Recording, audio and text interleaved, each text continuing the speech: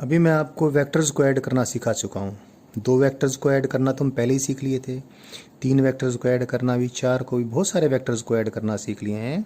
अभी और भी लर्निंग होएगी हमारी, जो जो हम आगे बढ़ेंगे लर्निंग और ज़्यादा होती चलेगी। लेकिन अभी जो मैंने काम किया है उसमें थोड़ा और भी हम कुछ ऐड करना चाहेंगे। वो ऐड करने के लिए पहले मैं एक ड्राइंग बना लेता हूँ, क्योंकि उस ड्राइंग की हेल्प से मैंने कुछ बताना है आपको।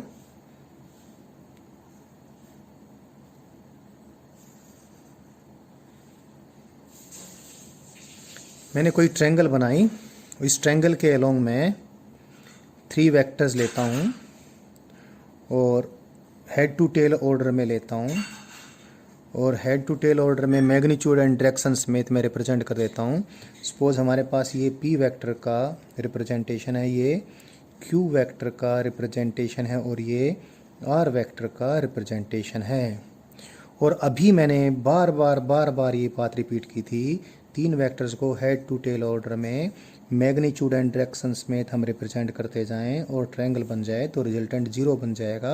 यानी P vector plus Q vector plus R vector कितना है, ये नल वेक्टर है, यानी 0 वेक्टर है। मैं कुछ एंगल भी बना लेता हूँ।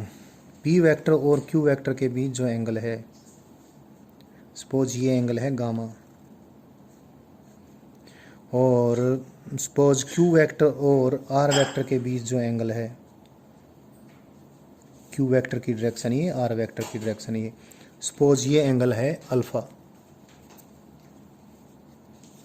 और सपोज आर वेक्टर और पी वेक्टर के बीच जो एंगल है, angle between vectors, angle between their directions, ये एंगल है बीटा। कुछ मैंने काम करना है, अभी आपको क्लियर हो जाएगा।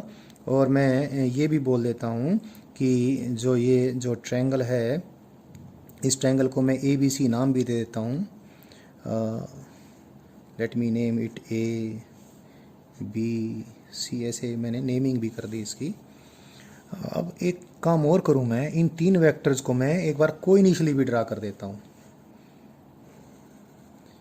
इतना ही बड़ा मैंने ए वेक्टर ड्रा कर दिया, सॉरी पी वेक्टर ड्रा कर दिया इसी डायरेक्शन में। इतना ही बड़ा मैंने इसी के parallel, I think it is good as this is Q vector, and R vector भी मैं ड्रा कर देता हूँ। ये इतना बड़ा हो ही गया है, ये आर वेक्टर भी हो गया है, आर वेक्टर। और देखें ये एंगल अल्फ़ा, इसमें देखें किस किस के बीच में है, क्यू वेक्टर और ये क्यू वेक्टर और ये आर वेक्टर, ये एंगल अल्फ़ा है ये वाला। और गामा कौन सा एंगल है, गामा एंगल है, गामा कौन सा एंगल है, gamma is this angle that is between P vector and Q vector, this is gamma angle, check कर लीजिए, गामा इज दिस, ये पी वेक्टर और ये Q vector, and this angle is beta.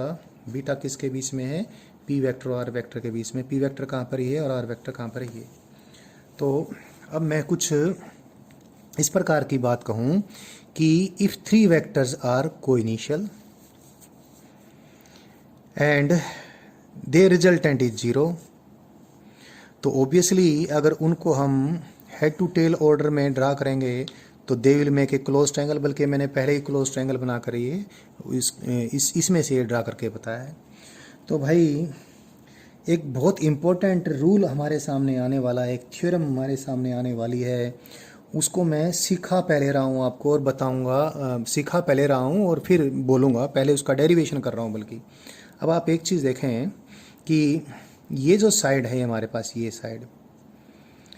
Side जो भी कुछ है, ये एंगल अल्फ़ा है, तो ये कितना हो जाएगा, ये हो जाएगा पाई माइनस अल्फ़ा। एक काम और कर लूँ फिर मैं आगे बोलता हूँ।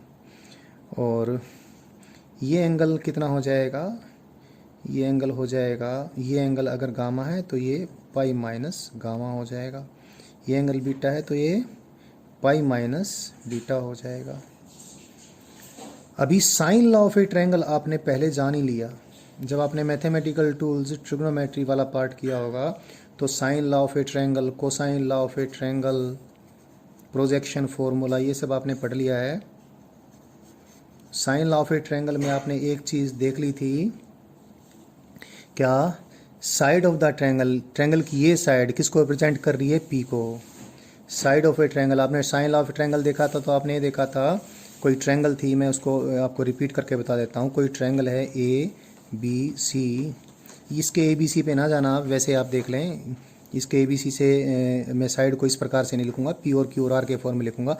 ये इस एंगल को हम A एंगल बोलते हैं, और A एंगल के सामने वाली साइड को हम स्मॉल a से अक्सर डिनोट करते हैं। इस एंगल को हम एंगल B बोलते हैं, और B के सामने वाली साइड को हम स्मॉल b से रिप्रेजेंट करते हैं। और इस एंगल को हम एंगल C बोलते हैं, और C के सामने वाली साइड को हम C बोलते हैं। साइन लॉ जब आपने पढ़ा था, ये पढ़ा था कि side of the triangle divide by sine of the opposite angle. Another side of the triangle B divide by sine of the opposite angle.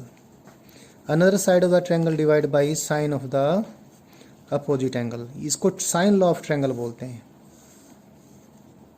अब इस साइन लॉ को मैं इस ट्रायंगल में यूज करूंगा।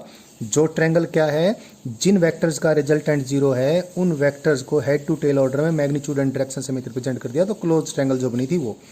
अब इस ट्रायंगल को देखें, इस ट्रायंगल में ये साइड किसको रिप्रेजेंट करती है, P को। साइड डिवाइड बाई सामने वाला angle, P divide by P के सामने वाला एंगल। P के सामने वाला एंगल कितना है, एक साइड डिवाइड बाई सामने वाला एंगल नहीं, side divide by sine of the opposite angle, side divide by sine of the opposite angle, side divide by sine of the opposite angle. ये सारे बराबर हैं, इसको साइन लॉ बोलते हैं। तो इस ट्रायंगल में ये साइड किसको रिप्रेजेंट करती है, P को, और P के अपोजिट एंगल क्या है, पाई माइनस एल्फा। तो P divide by sine of pi minus alpha is equal to Q। Q क्या है, ये साइड Q को रिप्रेजेंट करती है, इस साइड की लंबाई Q की मैग्नीट्यूड को रिप्रेजेंट करती है। तो Q डिवाइड बाई सामने वाले एंगल का sine,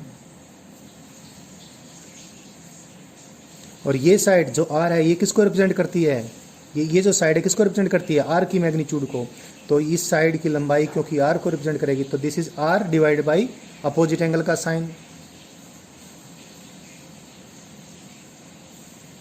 but as you know sine of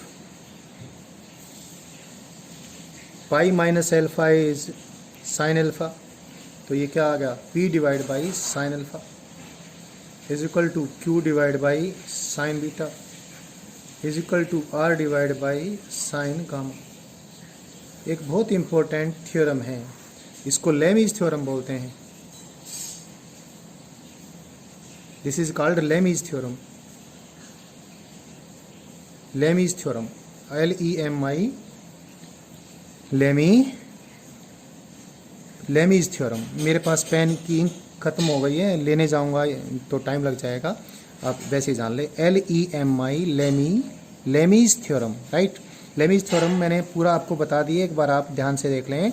if we are having 3 vectors, P vector, Q vector and R vector, and their resultant is 0, they have been shown co-initially।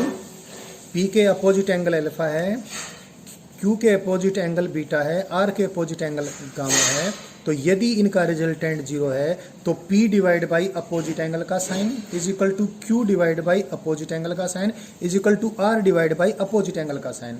ये हमने derivation कर दिया। कैसे derivation कर दिया, दो बातों को यूज करके। कौन सी बातों को, अगर 3 वेक्टर का resultant 0 they will be represented by a close triangle. और दूसरी बात कौन सी, sine law of a triangle.